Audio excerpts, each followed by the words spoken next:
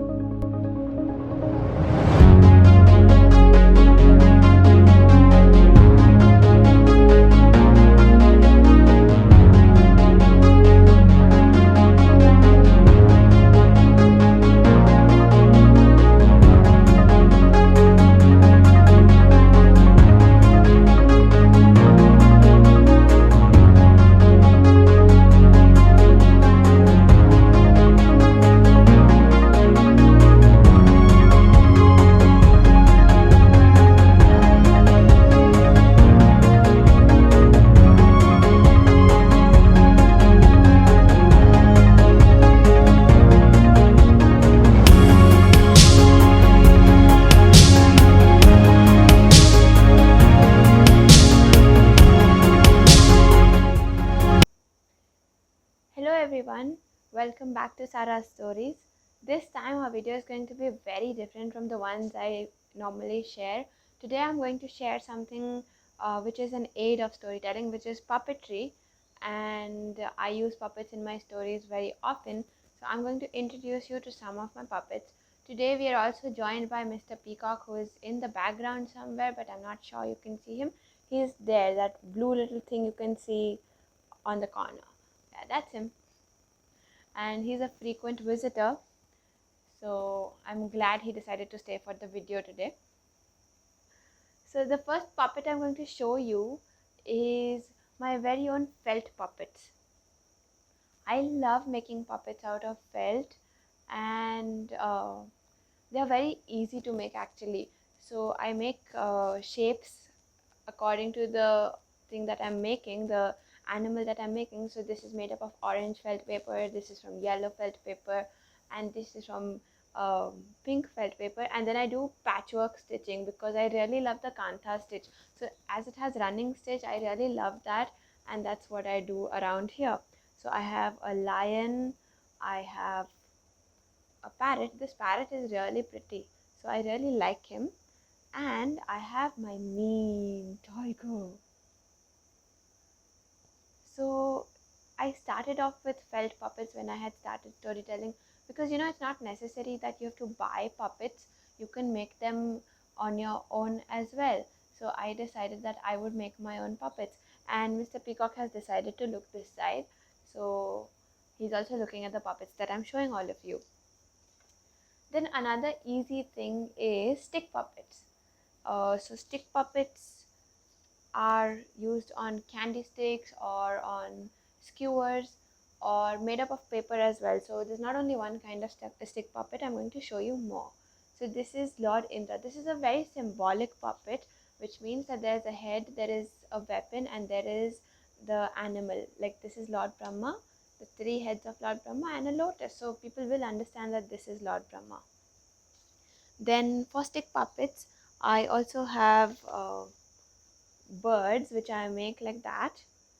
These are made up of folding paper, and just to beautify this, I had made this originally as a pheasant, and so I added some colorful feathers here. And this is a very simple bird I learned it, of course. It was a very big sized bird that I had learned it originally, but I made it into a small tiny thing because I needed it for a story. And then of course I keep using the puppets. I don't keep it only for one story. So he was a pheasant in one story, not necessarily be a pheasant in the other story. He can be something else. Then, as I was saying, that there are more kinds of stick puppets, this is also a stick puppet, but this stick is made up of paper, and this is how these kind of puppets look.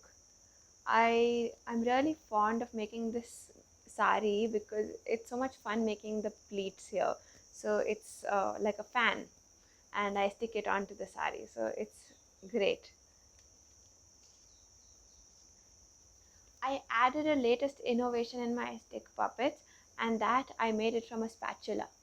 So this is a spatula which I got from my kitchen, and this is how it looks.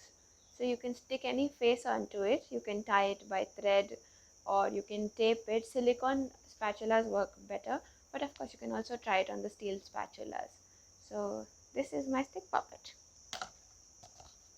And since we are on dolls, because this was also a doll, I'll show you another doll that I've recently learned to make. This, I attended a Marathi storytelling workshop where she taught us how to make Marathi dolls. So this was my Marathi doll. It's called a Thaki doll. So I've also used her in some stories as a puppet. So it's a 3D puppet, and that's how the Marathi sari goes. And you can hold it and you can share stories. So this is my Marathi doll puppet. Then another puppet I can show you, which is very easy to make, is out of paper once again. These are talking puppets, and they are made from paper folding. It's not much is required to do this, and I just attached the ears and whiskers to make this a proper bunny. What you can do is you can use different color papers, or you can color the papers yourself, and you can make all of these animals. You can make dogs, you can make cats, you can make anything out of this. Another puppet that I made using paper is also this giant elephant, and I always add something to hold from behind. So I use an elastic, or I use a velcro, and I put my hand through it so that I don't have to hold it like this, so it won't look bad. So this is my elephant. And moving on to hand glove puppets. So there are some puppets that I do need to buy as well, because I'm not as adept as making such complicated things like this crocodile. And so I bought this from First Cry. I also bought this crow, which is my favorite, from First Cry. He's a really cute crow. He has a tail also. So these two puppets I have bought, and there are a couple more that I have bought. But that doesn't mean to say that you can't make glove puppets at home. So I've experimented on making these puppets. One of them is this chicken that I made. It came out a little short on space, so what I can only do is I can put my hand in, no movements allowed. So I made this chicken. It's made by two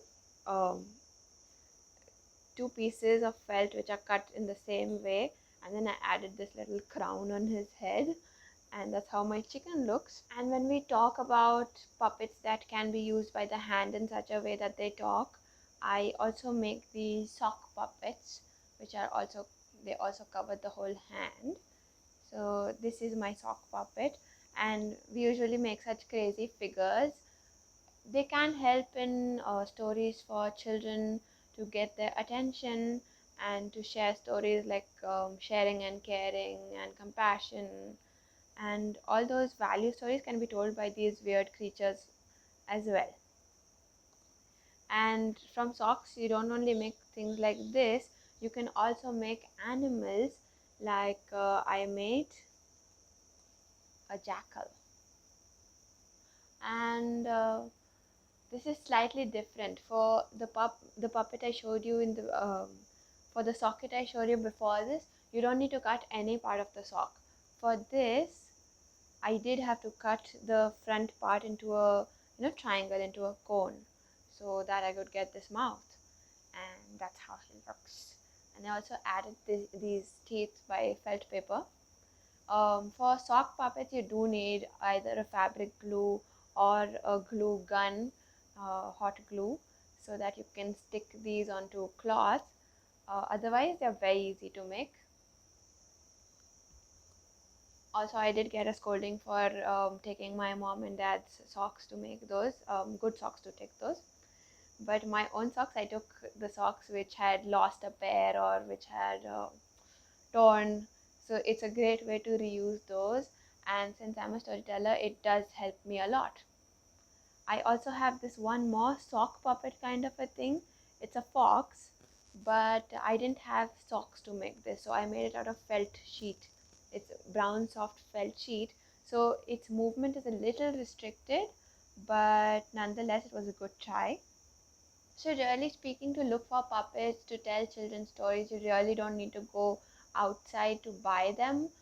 You can just use whatever you have in the house. Like I used the spatula. I also used this paper cup to make this frog, and shared a story about frogs. And look, Mr. Peacock has even shown its wings, as I can see.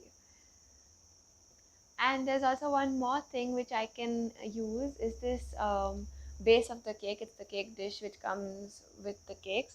What I do is I use it to tell stories of the sun and the moon, however I require it. So I make the best use of whatever is available at home, and that's how I make my puppets. Puppets are a really interesting way of communicating things, especially for younger children, for infants, for toddlers. Puppets are very good. The colors, the movements really attract the attention, and the message, whatever is repeatedly said with them, stays with the child as the child grows up. For adults also, I really love seeing puppets, and maybe you'll also like seeing puppets like this come up and say something. Of course, in adults you can't use too much of puppets, but a little use of puppets does no harm. It actually does good, and it makes your story very, very lively. So I do hope you liked this session of me sharing about my puppets. If you want a live puppet class on YouTube, you can tell me in the comment section below, and I'll try to do a puppet making on YouTube. So thank you for watching my video, and stay tuned.